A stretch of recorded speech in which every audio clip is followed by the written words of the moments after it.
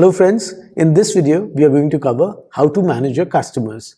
So what are customers? Customers are any of the customers that have placed the order on your system or even they've abandoned the order on your system. All these will start appearing in your customers list.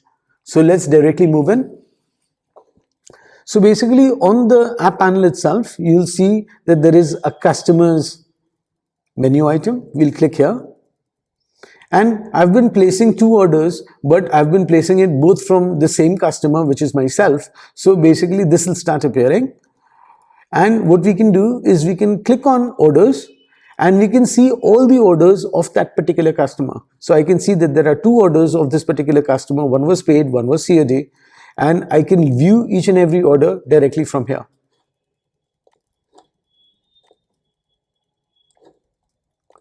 So basically, this is a place in which you can have all the customers in one place. Now what you can also do is if you've got a long list of customers and you want to send out an email to these customers, you can select those customers and you can send a custom email from the customer here. But obviously you can see that we've not configured the email gateway, so you'll not be able to send out here. But if you've configured your email gateway, you'll be able to send out customer emails directly from the system out here. So that's about it about managing customers.